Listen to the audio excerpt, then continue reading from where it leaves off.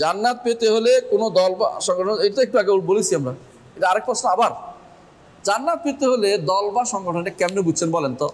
আচ্ছা, রাসূলুল্লাহ সাল্লাল্লাহু আলাইহি ওয়াসাল্লাম কোন দলের লোক ছিলেন? আবু বকর, ওমর, ওসমান, আলী ওনারা কোন দলের লোক ছিলেন? সাহাবায়ে কেরাম কোন দলের লোক ছিলেন? জান্নাত যাবেন না তারা? আবু হানিফা রহমতুল্লাহ আলাইহি কোন দলের লোক ছিলেন? মালিক, শাফিঈ কোন দলের লোক ছিলেন? ইমাম বুখারী কোন দলের লোক ছিলেন? তারা দলের ভিতরে ঢুকাচ্ছেন কেন ইসলামটাকে?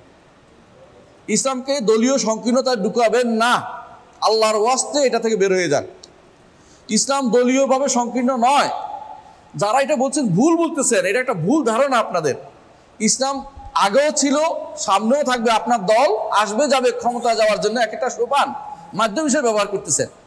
আপনার এটা আপনি ব্যবহার করতে, আপনি নিজে মানুষদেরকে বুঝাতে পারেন, সন্দেহ নাই, কিন্তু আপনার দল জান্নাতে যেতে হলে দল থাকতে হবে, এটা একটা মিথ্যা কথা, একবারে পুরো মিথ্যা কথা। কেউ যদি এটা বলে পুরো মিথ্যা কথা বলছে। যারা দলে ছিল না, হুজুর এগুলি জান্নাতে যাবে না কোনোদিন, এখনো আছে দলে নাই, জান্নাতে যাবে না।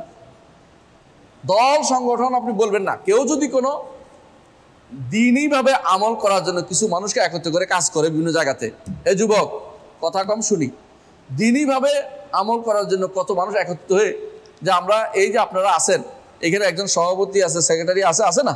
এটাও একটা সংগঠন। এটা তো নাজায়েজ হয় না। কেন? এটা তো কোনো দলীয় কোনো নাই যে আমার একটা উদ্দেশ্য এই করতে হবে, এই করতে হবে, এইভাবে এই করতে হবে, এটা না।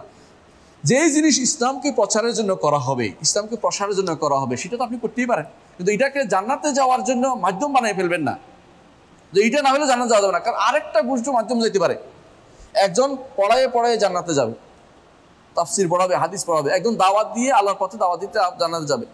একজন জুমা খতিব সাহেব জান্নাতে যাবে খুতবা দিতে দিতে। একজন ইমামতি করবে, তিনি জান্নাতে যাবেন। একজন আল্লাহর পথে দাওয়াত দিয়ে জান্নাতে যাবেন। একজন মানুষদেরকে আল্লাহর দিন প্রতিষ্ঠার জন্য কাজ করে জান্নাতে। আপনি জান্নাতে যাওয়ার জন্য আপনার দলকে নির্ধারণ করতেছেন কেন? এটা তো কোনোদিন কোরআন সুন্নাহ ভাষ্য নয়। এবং এই নির্ধারণ, এই ব্যক্তি যেটা করবে এটাই হবে নিষিদ্ধ দল। যে যদি কেউ বলে যে জান্নাতে যাওয়ার জন্য দল লাগবে, এটা হচ্ছে নিষিদ্ধ দল। এই দল করা যাবে না ভাই। আল্লাহ আমাদের হেফাজত করুন।